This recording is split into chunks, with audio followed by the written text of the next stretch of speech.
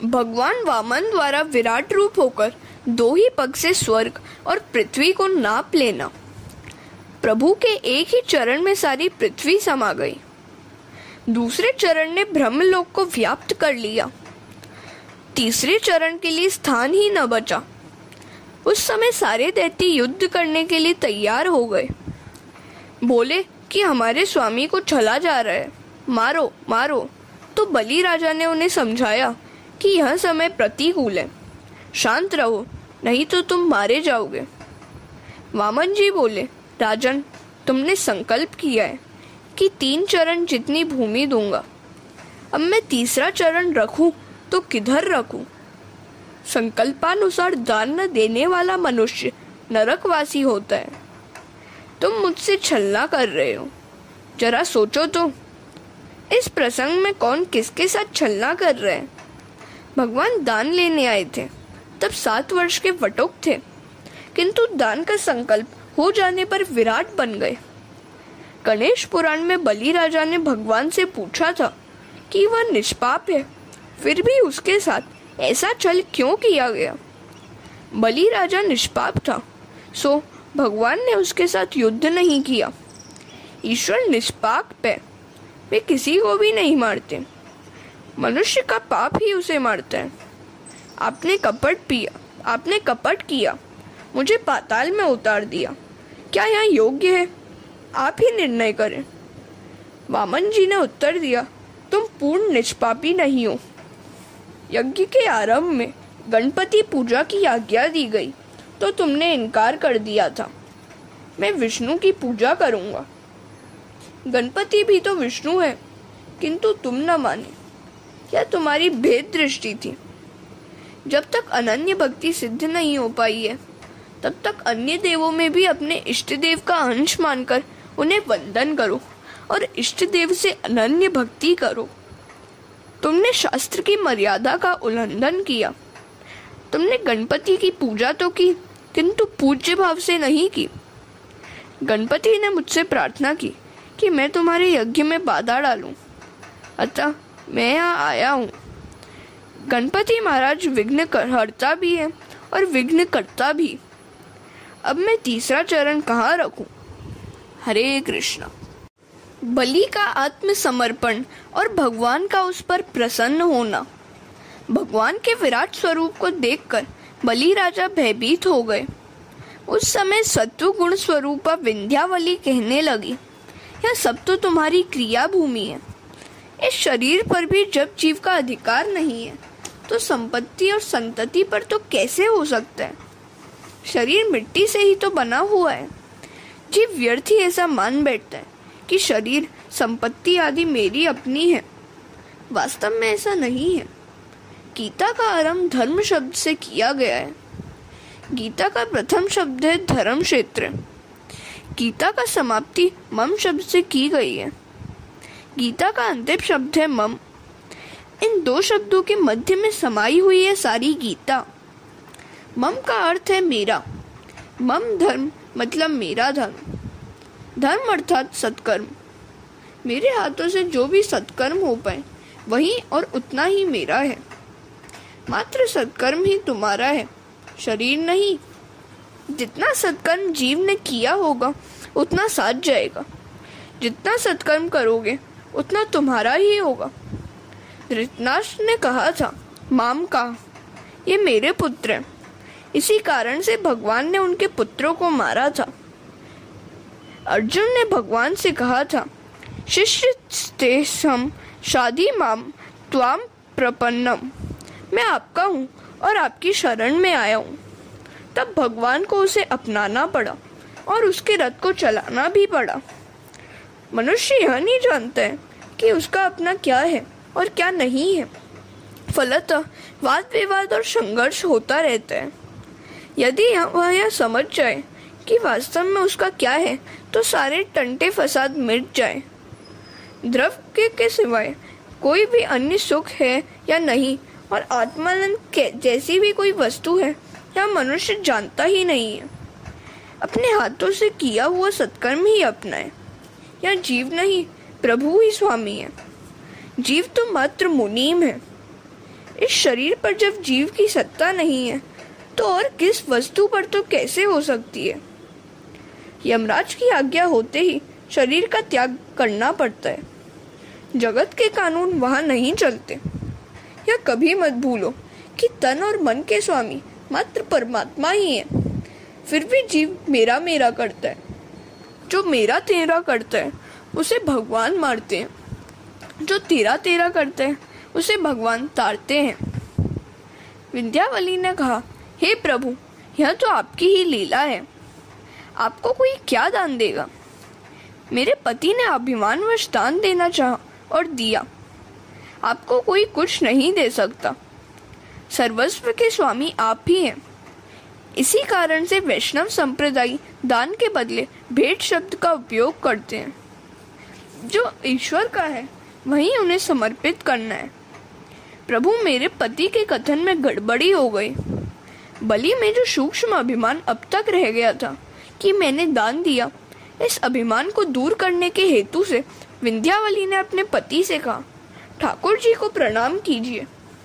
भगवान को कौन क्या दे सकता है? उन्हें जो दिया था वही उन्हें देना है। यह शरीर बच गया है जो मिट्टी का ही है। भगवान से कहिए कि वे अपना तीसरा चरण अपने मस्तक पर ही रखें। वे अपना तीसरा चरण आपके मस्तक पर ही रखें। मस्तक बुद्धि प्रदान है, उसमें काम का वास है। मस्तक पर भगवान का चरण आने पर उस बुद्धिगत काम का नाश होता है। जो तन मन धन भगवान को अर्पित करता है उसी के मस्तक पर चरण रखने की कृपा भगवान करते हैं। परमात्मा का हाथ या चरण मस्तक पर आने से मस्तक स्थित सूक्ष्म काम का नाश होता है। गोपियां भी तो कहती हैं, शिरसी देहि नम नह श्री कर ग्रहम। गोपियां गोप गीता में भगवान से कामना करती हैं कि उनके मस्तक पर उनका कर कमल फिरे। गोपी कौन है? गोपी इंद्रिय भक्ति रसम पिबती सा गोपी। प्रत्येक इंद्रिय से जो भगवत रस का पान करे वही गोपी है। प्रभु से प्रार्थना करो कि अपने चरण वो मेरे मस्तक पर रखें। हरे कृष्ण। बलि राजा ने भगवान से कहा, पदम तृतीय शीर्षणी में निजम। मेरे मस्तक पर ही आप अपना तीसरा चरण रखिए। मस्तक में बुद्धि होती है और बुद्धि में सूक्ष्म रूप से काम समाया होता है। उसको नष्ट करने के हेतु ही अपने मस्तक पर चरण रखने की प्रार्थना बलि ने की। ऐसा होने पर सकाम बुद्धि नष्ट होती है। जीव और ईश्वर के मिलन में बाधक अवरोधक काम ही है। मैं ठीक तरह से कह न सका, मुझे क्षमा करें। मेरा तो कुछ नहीं है, आप ही जो हैं वह आपको मैं दे रहा हूँ। अपराध क्षमा करें। सचमुच ही आप हम असुरों के भी परोक्ष गुरु हैं, क्योंकि हमारे बड़प्पन की दीवार तोड़कर आपने हमारी आंखें खोल दी हैं। इतने में बलि राजा के पितामह प्रहलाद जी का वहां आगमन हुआ। वे भगवान से कहने लगे, आपने मेरे इस पौत्र को दिया हुआ इंद्रपद छीन लिया और लक्ष्मी विहीन भी कर दिया। मैं मानता हूँ कि ऐसा करके आपने उस पर बड़ा अनुग्रह किया है। दाता को कभी अभिमानी नहीं बनना चाहिए।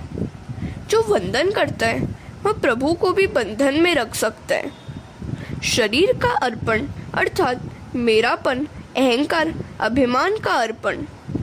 यदि दाता दीन नहीं बनेगा तो उसका दान भी सफल नहीं होगा। बलि राजा के हृदय में जब दैन्य आया तो परमात्मा का हृदय पिघल गया। उन्होंने राजा से कहा, तुमने मुझे सर्वस्व का दान किया, सो मैं तुम्हारा ऋणी हो गया। नम्रता दैन्य के आने पर परमात्मा ऋणी हुए। मैंने इंद्र आदि को स्वर्ग का राज्य दिया है, किंतु तुम्हें पाताल का राज्य देता हूँ। आज से तुम्हारे प्रत्येक द्वार पर मैं चौकसी करूंगा। बलि राजा के कानों में और आंखों में ईश्वर समा गए। बलि राजा ने कहा, स्वर्ग के राज्य की अपेक्षा यह सुतल पाताल का राज्य अधिक अच्छा है। यहाँ भगवान का सतत सानिध्य है।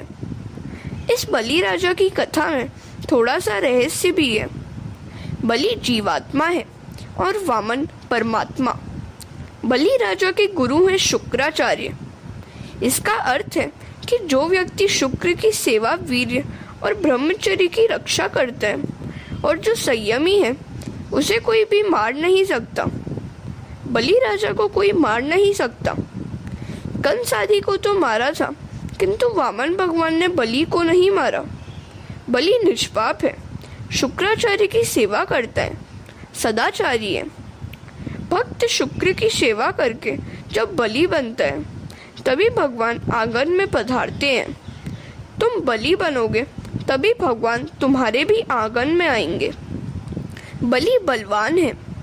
बलवान ही भगवान के मार्ग पर चल सकता है, प्रगति कर सकता है। किंतु बलवान कौन है? जो अंदरूनी शत्रुओं को, काम, क्रोध, मद, मोह, लोभ, मत्सर को मारता है, वही बलवान है। जीवात्मा बलि जब बलवान बनता है तो उसके द्वार पर भगवान आ खड़े हो जाते हैं। शारीरिक, बौद्धिक और ज्ञान बल की अपेक्षा प्रेम बल अधिक श्रेष्ठ है। प्रेम बल के सामने अन्य सभी बल गौण है। बलि वही है जो एक प्रभु के साथ ही प्रेम करता है। सभी बलों की अपेक्षा प्रेम बल श्रेष्ठ होने के कारण तुम परमात्मा के साथ ही प्रेम करो। द्रव्य बल से प्रभु को जीता नहीं जा सकता, प्रेम बल से परमात्मा को जीता जा सकता है। हरे कृष्ण। यदि परमात्मा के साथ प्रेम करना है तो जगत के पदार्थों के प्रति प्रेम को छोड़ना होगा। परमात्मा के साथ तभी प्रेम हो सकता है कि जब जीव के पदार्थों का प्रेम छोड़ता है। परमात्मा के साथ प्रेम करोगे और संयम बढ़ाओगे, तभी तुम बलि बन पाओगे। तभी वामन बनकर भगवान तुम्हारे यहाँ आएंगे। भगवान को मांगते हुए संकोच हो रहा था, अतः वामन बनकर आए थे। जीव प्रेम भाव बढ़ाए तो भगवान वटुक बनकर, निर्बल से बनकर आंगन में आते हैं। कोई एक स्त्री कथा सुनने के लिए चली।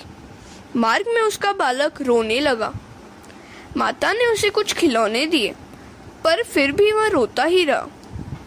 माता का आंचल खींचने लगा और कथा में जाने से रोकने लगा। बालक के प्रेम में माता दुर्बल हो गई, अतः वह स्त्री कथा में नहीं गई। वही बालक युवक बना, विवाहित भी हो गया और माता का प्रेम भी भूल गया, और माता का प्रेम भी समय के साथ साथ कुछ कम सा हो गया। अब युवक माता को कथा में जाने से रोकता तो माता नहीं मानती। वह कहती कि अब तुम्हें मुझ पर वहाँ प्रेम नहीं है। युवक जब बालक था तो उस पर माता का पूरा प्रेम था। तुम प्रेम बल बढ़ाओगे और बलि बनोगे तो परमात्मा तुम्हारे आंगन में पधारेंगे। जो सदाचार पूर्ण और संयमित जीवन जीता है, उसके घर ही भगवान भिक्षा मांगने जाते हैं।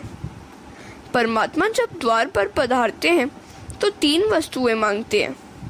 वे 3 कदम भर पृथ्वी मांगते हैं, अर्थात वे जीव मात्र से तन, मन और धन मांगते हैं। इन तीनों का भगवान को दान करना चाहिए। तन से सेवा करने पर देहाभिमान नष्ट होता जाएगा। मन से सेवा करने से अहंकार घटता जाता है। धन से सेवा करने पर धन की माया, ममता, मोह नष्ट होने लगेगी। मन से सेवा करने से श्रम नहीं होता। तन, मन, धन भगवान को देने पर ही रास लीला में स्थान मिलता है। जीव और ब्रह्म का मिलन होता है। अतः इन तीनों से भगवान की सेवा करो। सभी वस्तुएं भगवान ही की है और उन्हीं को अर्पण करनी है। उन्हीं का दिया हुआ उन्हें देना है।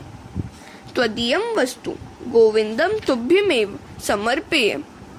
जो व्यक्ति बलि की भांति तन, मन, धन भगवान को अर्पित करता है, भगवान उसके द्वारपाल बनते हैं। ऐसे दाता के शरीर की प्रत्येक इंद्रिय के द्वार पर भगवान नारायण विराजते हैं। उसकी रक्षा भगवान करते हैं। ये इंद्रिय शरीर के द्वार हैं। इन सभी के द्वार पर राम का पहरा होगा तो काम अंदर नहीं जा सकेगा। 3 चरण पृथ्वी का एक और भी अर्थ है। सत्व, रज और तम, इन तीनों गुणों को भगवान को अर्पण कर दो। शरीर से ईश्वर सेवा करने से तमोगुण घटता जाएगा। ईश्वर सेवा में धन का उपयोग करने से रजोगुण कम होगा। तन और धन दोगे किंतु मन नहीं दोगे तो ईश्वर प्रसन्न नहीं होंगे। तन और धन से तो सेवा की जाए किंतु मन से न की जाए तो प्रभु सेवा में आनंद नहीं आएगा। ईश्वर के साथ मन से संबंध जोड़ना है। मनुष्य अपना सर्वस्व ईश्वर को नहीं देता है, कुछ अपने पास रख छोड़ता है, अतः प्रभु प्रसन्न नहीं होते। सत्वगुण के क्षय के हेतु मन भी ईश्वर को अर्पण करना है। मन को उनकी सेवा में लगाए रखना है। मन विषयों में और तन ठाकुर जी के पास होगा तो काम नहीं बनेगा। सेवा करते हुए आंखों में आंसू आ जाए तो मान लेना कि ठाकुर जी ने कृपा की है। सेवा करने से थकावट दूर होती है। ईश्वर के साथ संबंध हो जाए तो थकावट दूर होती है। ज्ञानी ईश्वर के साथ शरीर से नहीं मन से संबंध जोड़ता है। समर्पणकर्ता को अपने आप को भी समर्पण करना चाहिए। दान देने के बाद बलि राजा ने भगवान को नमन नहीं किया, सो वे अप्रसन्न रहे। बलि के मन में सूक्ष्म अभिमान था कि मैंने बहुत कुछ दिया है। अर्पण करके भी उसके मन में दीनता, नम्रता नहीं आई। सब कुछ विधि पूर्वक करके भी मानो कि मैंने कुछ भी नहीं किया है। भगवान से कहो, मंत्रहीन क्रियाहीनम भक्तिहीनम जनार्दन। मैं भक्ति रहित, क्रिया रहित, मंत्र रहित हूँ। मेरी कुछ भूल हो तो क्षमा करो और मेरे कर्मों को परिपूर्ण मान लेना। सत्कर्म करने के बाद यदि दैन्य न आए तो सत्कर्म फलता नहीं है। कर्म नहीं किंतु मैंने कर्म किया है, ऐसा अहंकार बाधक है। मैं कुछ करता हूँ, मैं ज्ञानी हूँ, ऐसा अहंकार होने पर प्रभु उपेक्षा करते हैं। हृदय से नमन करोगे तो भगवान को प्यारे होगे। बलि के मन में दैन्य आया तो सेव्य को सेवक बनना पड़ा। प्रभु द्वारपाल तक बनने को राजी हो गए।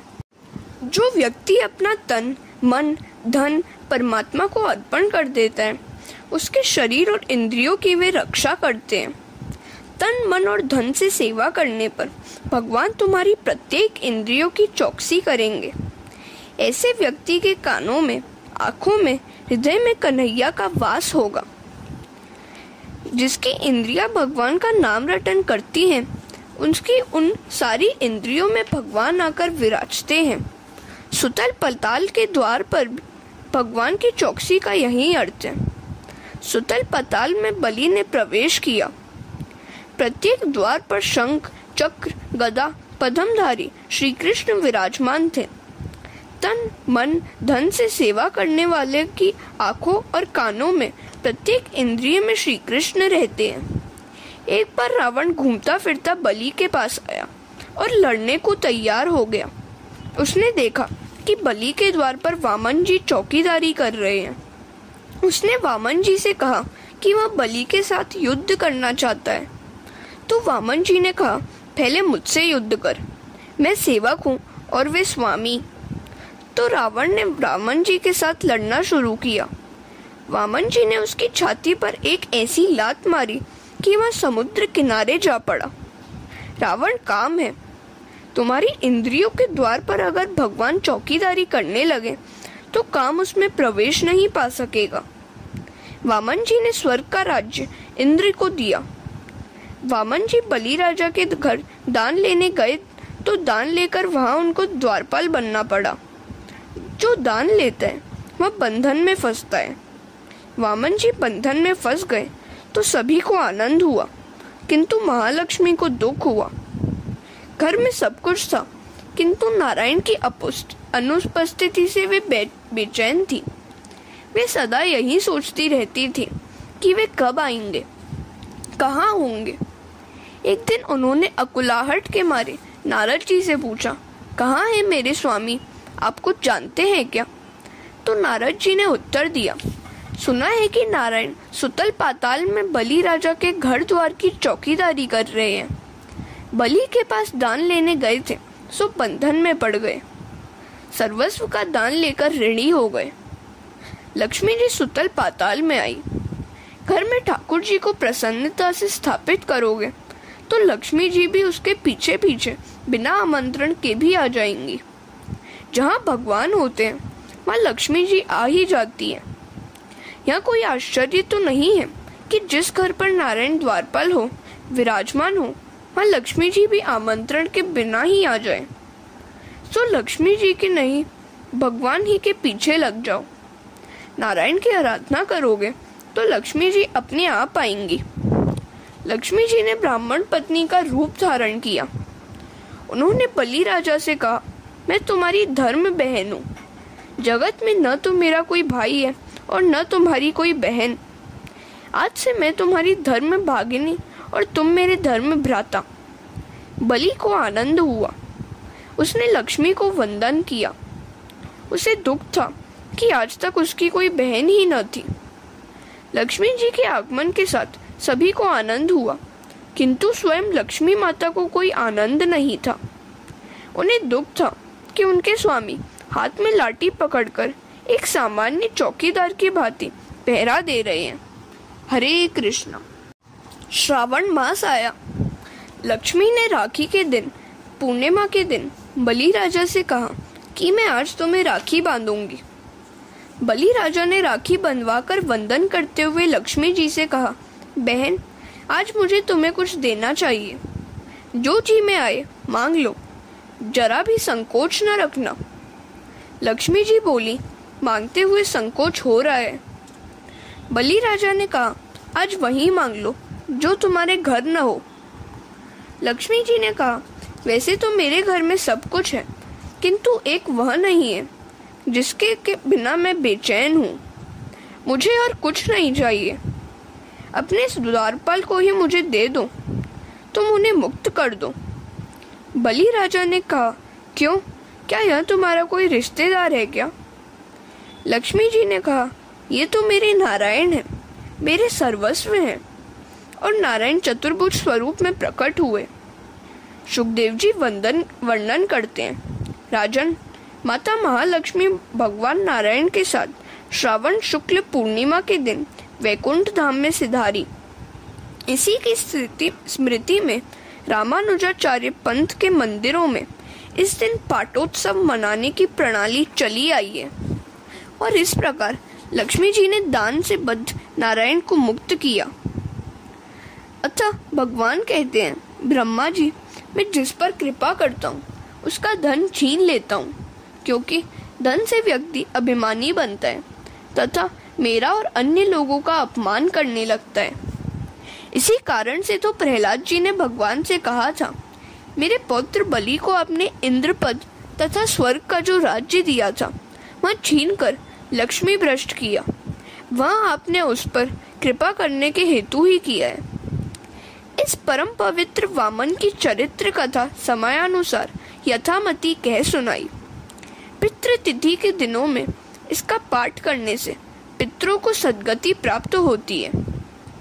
अब शरणागति की कथा आरंभ होती है।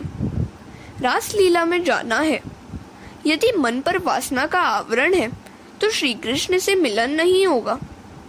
वासना के नाश के लिए भी उपाय बताए गए हैं। महाप्रभु ने कहा, मैं भगवान की शरण में हूँ। ऐसा जिसे सतत स्मरण रहे वही सिद्ध पुरुष है। सुखदेव जी वर्णन करते हैं, राजन, कूर्म या मत्स्य के गुण दोष परमात्मा में नहीं आते। परमात्मा कूर्म बने या मत्स्य, किंतु वे तो सदा परमात्मा ही बने रहते हैं।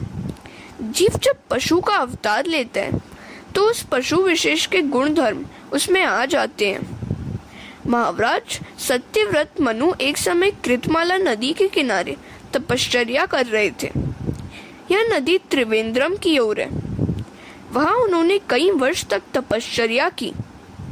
एक बार वे नदी में जल तर्पण कर रहे थे। ऋषि तर्पण से बुद्धि शुद्ध होती है। भारत धर्म प्रधान देश है। ऋषियों का स्मरण करने से दिव्य संस्कार हमारे हृदय में अवतीर्ण होते हैं। आज तो शिक्षा में धर्म का कोई स्थान ही नहीं है। हरे कृष्ण। हनुमान जी का मिलना, सुग्रीव से मैत्री एवं बाली मरण। जब तक हनुमान जी सिफारिश नहीं करते हैं तब तक रामचंद्र अपना नहीं बनाते। परमात्मा जीव मात्र के सच्चे मित्र हैं। ईश्वर के साथ मैत्री करने से जीवन सफल होता है।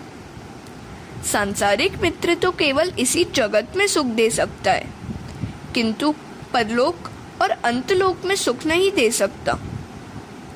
जीव यदि ईश्वर से मैत्री करे तो वे उसे अपना लेते हैं, वे उसे भी ईश्वर बनाते हैं। वे तो अति उदार हैं। वे जब देने पर आते हैं तब बहुत उदार होकर देते हैं। जीव को जब कुछ देने का प्रसंग आता है तो सोच विचार के अपने लिए बहुत कुछ बाकी रख कर देता है। विश्व का सर्जक देते समय कभी नहीं सोचता है कि अपने लिए शेष रखना चाहिए। मैत्री तो परमात्मा के ही साथ करो।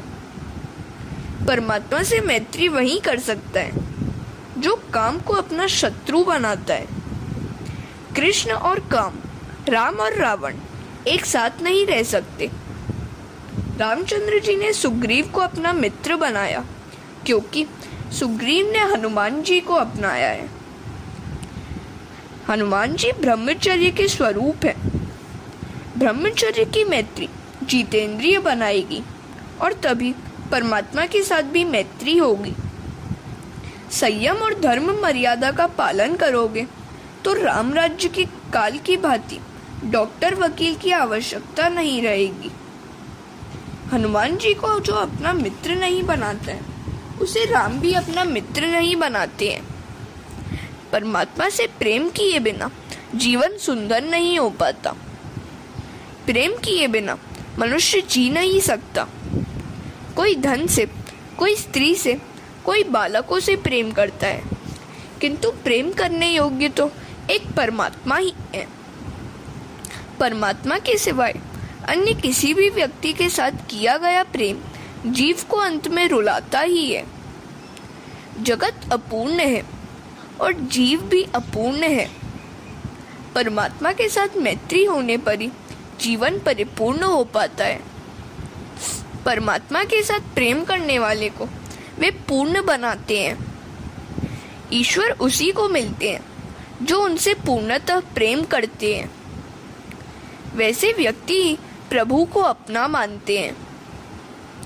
ईश्वर के साथ प्रेम करना है तो दूसरों का प्रेम छोड़ना पड़ेगा। लौकिक प्रेम को धीरे धीरे कम करते जाओ और प्रभु के साथ प्रेम बढ़ाते जाओ। हनुमान जी के पूछने पर राम जी ने अपना परिचय दिया।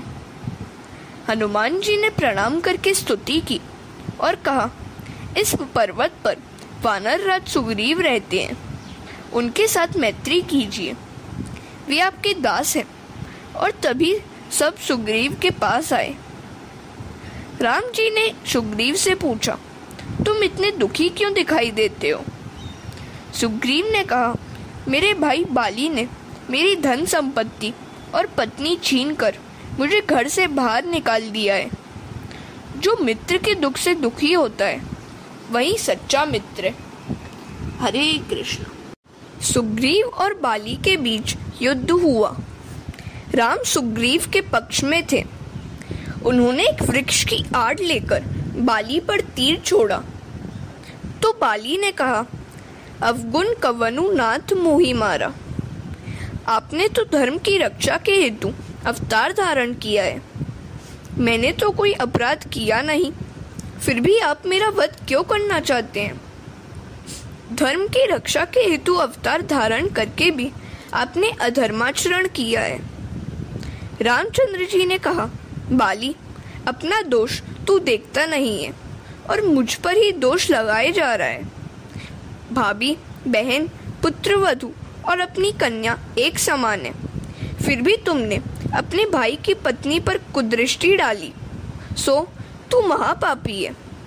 अतः तेरा उद्धार करने के लिए ही तेरा वध कर रहा हूँ। स्वदोष के दर्शन के बिना ईश्वर के दर्शन नहीं हो पाते।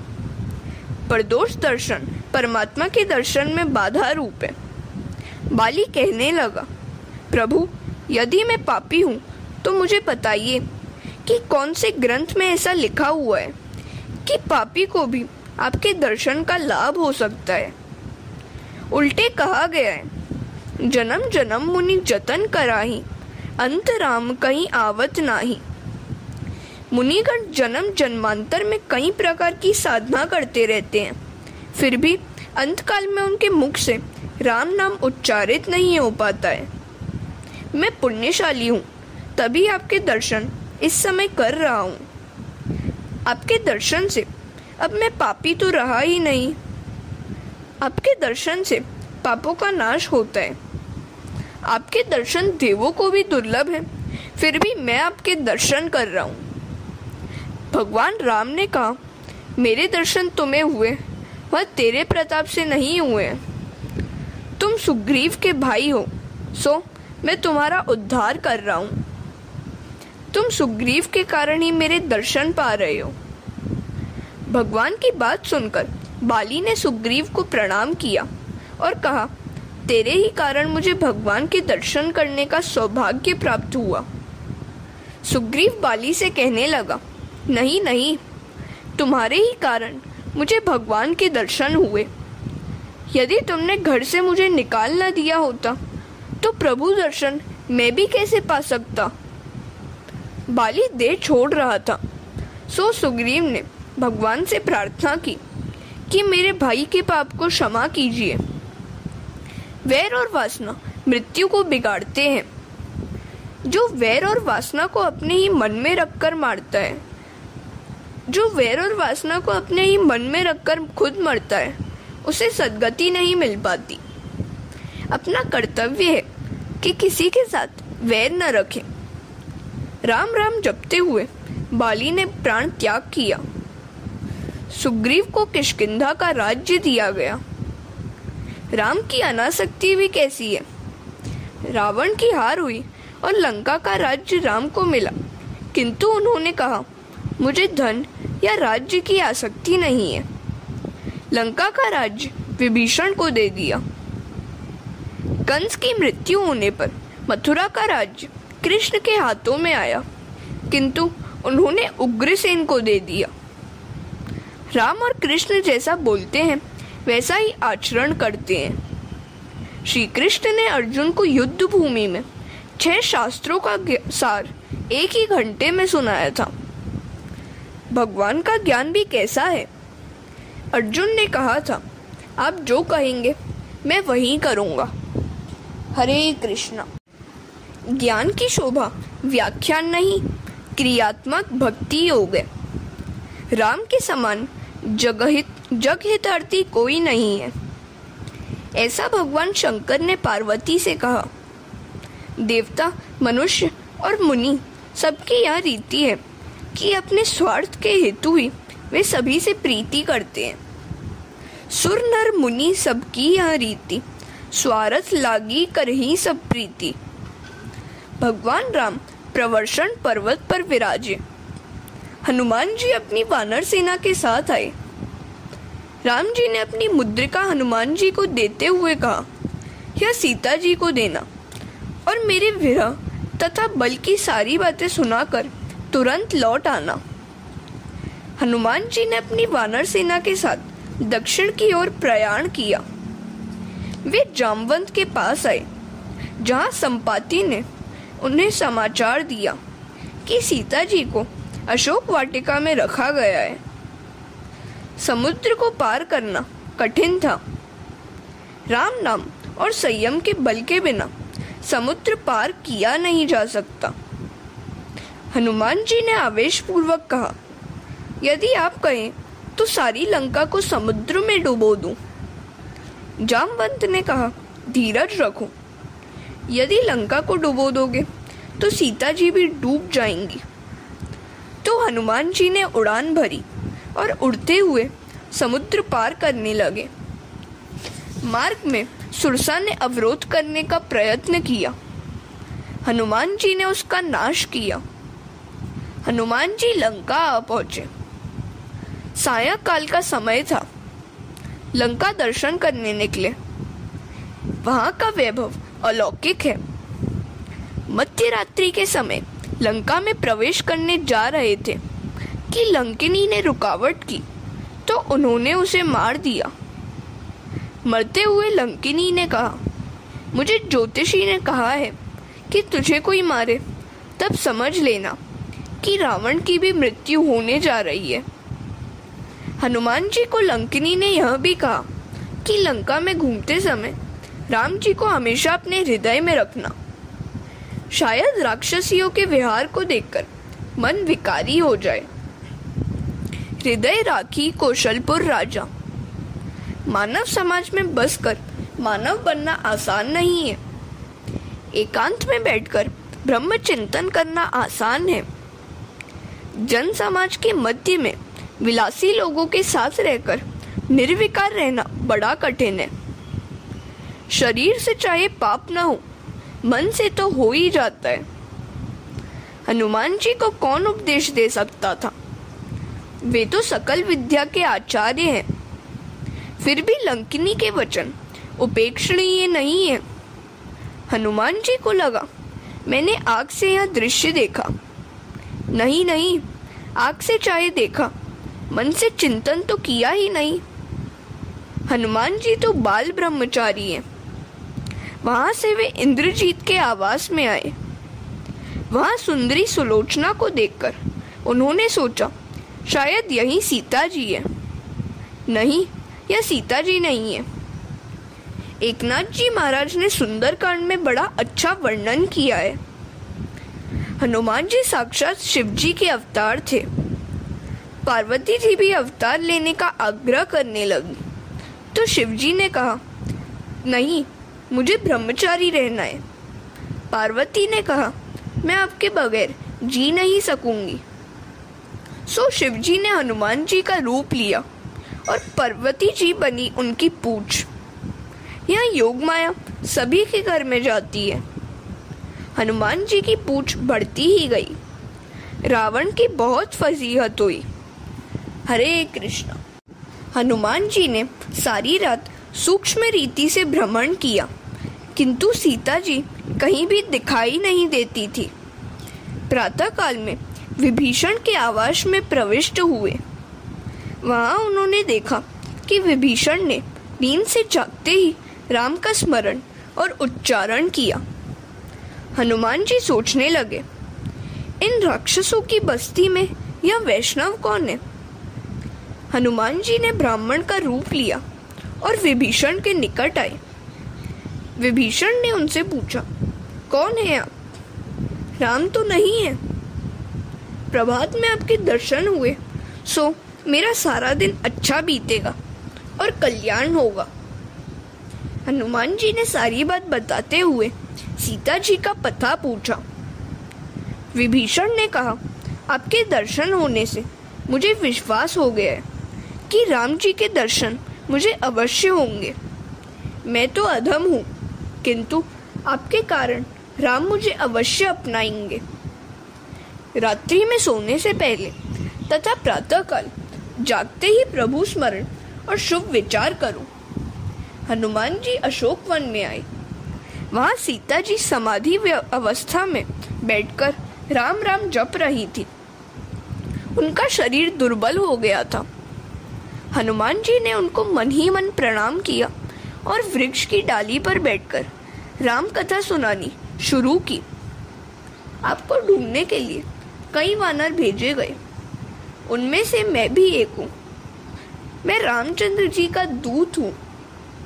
आज मेरा जीवन सफल हो गया। साक्षात आद्या शक्ति सीता जी को प्रणाम करता हूँ। सीता जी ने कहा, भाई कौन है तू? प्रत्यक्ष क्यों नहीं आता है तू? मेरे समक्ष आ। हनुमान जी ने सामने आकर माता जी को प्रणाम किया। माता जी, मैं हूँ रामचंद्र जी का दूत। मुझे आज बड़ा आनंद हुआ और उन्होंने रामचंद्र जी का संदेश सुनाया। वे आपकी उपेक्षा नहीं करते हैं। वे शीघ्र ही यहाँ आ रहे हैं। माता जी, मुझे भूख लगी है। यहाँ फल तो बहुत है, किंतु राक्षस लोग निगरानी कर रहे हैं। सीता जी ने कहा, नीचे गिरे हुए फल ही खाना, तोड़ कर ना खाना। हनुमान जी ने सोचा, कि माताजी ने फल तोड़ने की मनाही की है, वृक्षों को झंझोड़कर फल गिराने की नहीं। और उन्होंने वृक्षों को झंझोड़कर फल गिराए और आहार किया। संत तो भोजन करते समय भी भजन चालू ही रखते हैं। अन्न की निंदा पाप है। हनुमान जी ने दिव्य वानर का स्वरूप धारण किया और पूछ को उसका काम करने की आज्ञा दी। पूछ ने बहुतों को मारा, कई राक्षसियों का संहार किया। इतने में इंद्रजीत ने वहां आकर ब्रह्मास्त्र को छोड़ा। हनुमान जी ने ब्रह्मास्त्र का सम्मान किया। इंद्रजीत हनुमान जी को बांधकर राजसभा में ले आया। रावण ने हनुमान जी से पूछा, ए बंदर, कहाँ से आया है तू? क्यों आया है? हनुमान जी ने कहा, ए दशानन, मैं तो तुम्हें उपदेश देने के लिए आया हूँ। शिवजी को प्रसन्न करने के लिए तू तपस्वी बना था, फिर भी पराई स्त्री सीता जी को बंदी बनाया। रामचंद्र जी की शरण में आ, वे तेरे सभी पाप क्षमा करेंगे। हरे कृष्णा।